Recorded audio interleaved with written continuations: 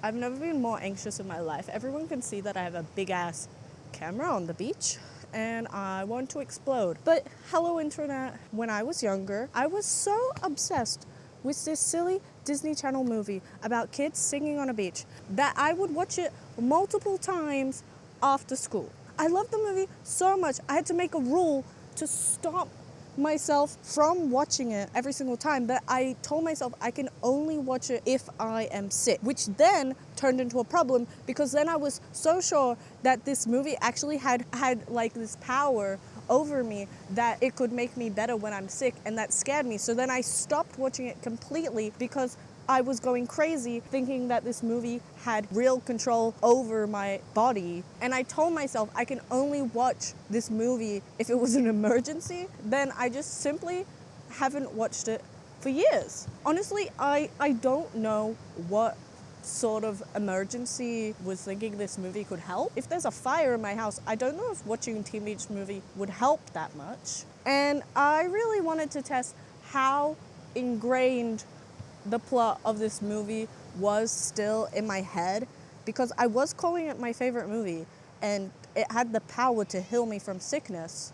So I thought it would be fun to see how well I remember it. So come join me as I tell you the plot of Teen Beach Movie with 100% accuracy. But first I need to get off the beach because me and sand are not friends and I'm incredibly anxious right now. Bye, Bondi Beach. I do not belong on a beach. First things off, I have a new microphone. This is me trialing it. Right now it's a little bare. I'm so sorry, I'm a bit sick in this video, but I need to record it now or I just won't. So Teen Beach Movie. I love Teen Beach Movie. I don't really remember it that well, which is crazy because it was my favorite movie. But this is Teen Beach Movie from memory. And then we'll see how good I was at remembering it and then give myself a gold star. It starts with our two main characters. The boy is Brady, played by Ross Lynch, and the girl is Mac, played by Mia Mitchell. These two characters, okay, they're dating. They started dating in the summer holiday, and now the summer is literally over. And Mac is like, sorry, bro, I have to break up with you because I'm going all the way to another school. I'm never gonna see you again. Bye, Brady. This was a fun little summer we had, but we have to break up. Which, like, devastating start to a Disney Channel movie. But she doesn't tell Brady that her auntie is making her move away. She's just like, I'm sorry, we had fun. I love surfing with you. Also, there's surfers, but you're just not enough. Because currently Mac is living with her grandfather, who is a big surfer. He owns a surf hut and he does surfing. And he has this big surfboard and it has a magical flower on it. Whoops, you don't know it's magic yet. It's just the normal surfboard with a big flower. Why did I say it like that? And Brady and her grandpa love this movie. It's called West Side Story. Have you heard of it? For some reason in this movie, which I was always confused about because later in life they were like, Lin-Manuel Miranda's doing the West Side Story movie, and I was like, they already did that in Teen Beach Movie. And apparently it's not about surfers and bikers. I watched the whole movie. Actually, I fell asleep, but I watched 30% of that movie and I was like, where are the surfers and the bikers? But Mac, she's a hater because she's a feminist. The main character in the movie is just boy crazy, and she's like, yuck, like, get a hobby that's not just boy. And then there's a storm and they're surfing it because they're surfers and they're like, wow, the storm's awesome, it's awesome. But then they crash and the waves settle, perfect waves. And they're like, where was my totally tubular wave sets? And they get to the shore. But it's not the right beach anymore because actually the magic surfboard took them into the West Side Story movie. Now they're in the movie, Brady's favorite movie, Mac's least favorite movie, they're in the movie. This is literally Brady's dream. This is everything he ever wanted. And it's also my dream. I want to go into a musical. I would cream my pants. And so there's a bunch of surfers dancing on the beach, singing a song. It's a great song and it's a really helpful song because the song pretty much just goes, these are all the characters, okay? We got Tanner, we got Seacat, we got Giggles, we have Shelly. Wait, I think that's Hairspray. Rat something. I don't remember it that well. Okay, whatever. Moving on. And Brady is living it up. Okay, he joins in, and Mac also joins in, but she's like, I'm Mac. Because she doesn't understand what's going on. She doesn't like this musical. Now she's here. The surfer dude and dudettes are like, come join us to Big Mama's. You'll like it there. We hang out there. And so they're like, yes. Well, so Brady is like, yes, take me to Big Mama's. I love it there. Uh-oh, the rival gang is there. The rival gang is bikers. Whoa. And the bikers are like, get out of Big Mama's. This is our spot. And the main biker, his name is Butch, and he has a younger sister, and you can tell she's important because she only wears pink. And her name is Layla. The other bikers, there's one called Cece, and there's probably one called like Motor. But they're just like, we're gonna punch you, you surfers, and sing this great song all about punching people. And I'm like, yes, this is what the youth needs. I will do Cruising Disney. And Brady once again adds himself into the narrative and like has the whole final verse. You just got here, you already put yourself into 2 numbers, like chill. This isn't your movie. Both groups want Big Mama's as their hangout spot. Layla, she sings this song that's all about falling in love. It's a very important song in the movie story because this is where her character falls in love with the main surfer dude. Because while she's singing, she falls off the stage and the surfer dude catches her and she's like, oh my god, Tanner, please have my children. You and me forever now. But Mr. Insert himself into the narrative, Brady, I want to see the song. Let me go see the song.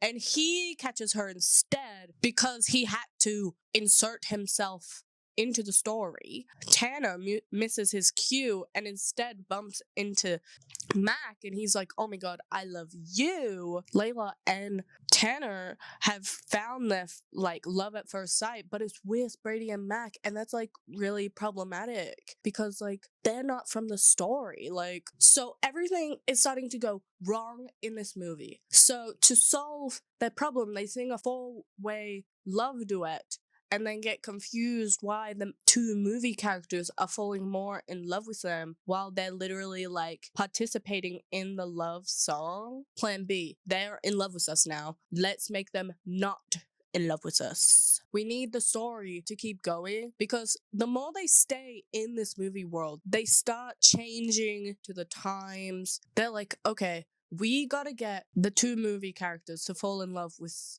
each other, not us. So Brady goes to the surfers to be like, and like teaches them like girls like guys who like listen to them, and like they like guys who like see them as a person. And the surfer dudes are kind of like, what? No, like they like baking pies. While Mac goes to the biker girls and she's like, ladies, listen up. You can ask the boy out. And the biker girls are like, no, like I just wear a pretty dress and the boy will come up to me. I think we get my personal favorite song, which is a song of where Mac is just like, oh my god, I need to get out of this movie. I hate being stuck in a musical. Like, please stop. I don't want to sing anymore. And Brady's like, no, like, singing is awesome. Like, watch how awesome it is. I can backflip. I can do tap dancing. Isn't that really awesome? Like, we're trapped inside a musical, but at least I'm trapped with you. She doesn't care. I'm trying to remember the order of the songs. Like, you play any song from that movie, and I know I can sing every single word. But now that I'm forcing myself to remember, I actually can't remember anything at all. I don't remember this movie. I'm a fraud. Those years of my life, I can never get back now. Right. Mac and Brady, they try to fix the timeline more because they're like, we need to fix the movie. And so they trick Layla and Tanner to go to the beach. And while they're waiting for Mac and Brady to come, they're talking and they're like, oh my god, wait, we have so much in common. Actually, I'm in love with you now. So that's good. They just needed to be stood up one time and they suddenly can love someone else. Easy peasy. So the movie is back on track. this is a Disney Channel movie. It doesn't get that complicated. I know for a fact there's a big plot in the story that I'm not remembering right now because something happens and now Mac and Brady are trapped and so the bikers and surfers come together to rescue Mac and Brady. That's what sets off the big finale. And now there's the big storm and they go back to their town. But like, why did they need rescuing? There's definitely characters I'm forgetting. I'm forgetting them. I think I literally have forgotten the like main villain. But I guess moving along with the plot as I remember it, they get rescued, they go back to the town, and Mac is like, Auntie, I'm not going with you. This is my home. I'm a surfer. Let me surf. So Mac and Brady, they're back together. They sing a big song on the beach. And they don't kiss because it's a Disney Channel movie, and Disney Channel has a rule where they're not allowed to kiss in the first movie, and usually also not the second movie. And this movie only got 2 movies, so you never see a kiss, so don't expect one. 14-year-old Evie, don't. And that's Teen Beach Movie. They're teens, they go on a beach, that's the movie. Okay, so now I'm gonna go watch the movie, and then come back here and tell you all the things I missed because I clearly forgot something and I really want to remember it. Okay, so I just finished the movie, Teen Beach Movie. 1, transcending the game. It's transcending the game. That was awesome. 2, I also was like, whoa, wait, I actually low-key know everything. I did forget some major things. Here's my piece of paper of all my notes. So I guess we'll just go through it. So first one, it's a pretty big one. So the movie they go into is not West Side Story, like I thought this whole time I've seen this movie. It's Wet Side Story. Wet, not West, which makes more sense when you think about West Side Story, because you're like, why is it in New York and not at the beach? This movie also has a teen pregnancy reference. I kind of forgot that her mom is dead and that's why she's with her grandpa. And they don't say teen pregnancy, but they say that, yeah, because I was born, my mom couldn't go to college. So I'm like, okay, teen pregnancy. Okay. I mean, you can go to college at any age as an adult. And so as the movie begins, she's like, my flight is in 4 hours for my whole new life. I really need to surf. I really need to surf. But she's getting totally owned by the waves. And so Brady comes on a jet ski to be like, Mac, come on, get on. We gotta get back to shore. But she's like, no, I need to ride this wave. The lifeguards are literally like whistling and waving the red flag, being like, get out of the water, guys. Everyone get out. But she's like, no, Brady, you don't understand. I need to go into the water. I need to. And so blah, blah, blah. They're in the movie world now. And in the song, the characters I got wrong was Rat Guy is Rascal. And then the one I forgot is named Kiki. But Seacat was always my favorite anyways, so who cares about Kiki? But that's because I was also just in love with Jordan Fisher, but like, who wouldn't be? And also the surfers don't actually welcome Mac and Brady into their group, even though they just joined the big group numbers and we're in the roll call bit. They're like, Cat's gotta go, you can't rock with us. And when the bikers come into Big Mama's, the main biker, he's not Butch, he's Butchie. Honestly, I don't really think the other bikers like get their names other than like Cece. I didn't write any other names down, so they're nameless. Fucking losers. This movie is so stupid. Like, it's so camp. Like, as soon as they go into the movie world, like, every single character is overacting. They're all stupid. Half the lines they say are just giggling, and I'm just like, this is awesome. This is camp. This is awesome. But now Mac and Brady are now welcomed into the Surfer Club. But because they ruined the plot of the movie by Brady catching Layla and Mac running into Tanner's arms, the movie characters literally just stand around being like, what's the plot? What's the plot? And the big thing, other than this movie being called Wet Side Story, is that there is a villain. Of course there's a villain. I kind of knew there was a villain, but I was like, I'm not too sure. I couldn't remember his face. There's a villain and an evil scientist who are building a giant weather machine that will make the tides stop so the surfers have no waves, and also make it really humid so all the motorbikes rust so the bikers leave, and then he wants to turn everything into a big resort. I don't know how I forgot that guy. He sounds kind of important. And he is also the big reason why there is a storm at the end of the movie, because it's the weather machine getting exploded, because every other day in this movie is just a perfect sunny day. And I just forgot he existed. So Mac and Brady are like, we gotta get this movie back on track, okay? We need them to stop liking us so they can realize that they like each other. But Brady, he is not really in the game because he almost kisses Layla because he's so caught up in the moment of her. You were so in love with Mackenzie that you were just like, oh my god, my heart. And now you're just like, oh my god, she almost kissed me. Another thing I forgot about this movie, there's a lame Angry Birds joke. We get more songs. We get the song Boys Like Girls Like Me, and Layla's like, no, boys like girls like me, and the boys are like, no, girls like boys like me. But Brady says a line that says, there is only one girl that's on my list. Reverse the movie. Who did he almost kiss in this movie? Right. I believe it. Layla, she has a horrible secret. It's really serious. Her secret? She wants to surf.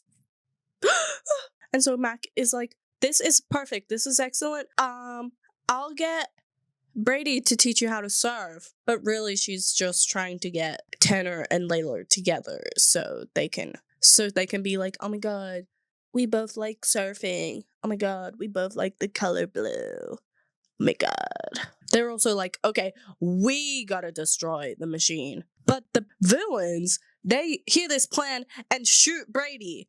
How did I forget that Brady gets shot in this movie? That sounds like, I don't know, pretty big character thing to happen in this sort of movie, is that he gets shot. It is with like a stun gun, but still, he got shot. Maybe I just didn't remember because it was so traumatic that my favorite character got shot that I couldn't remember.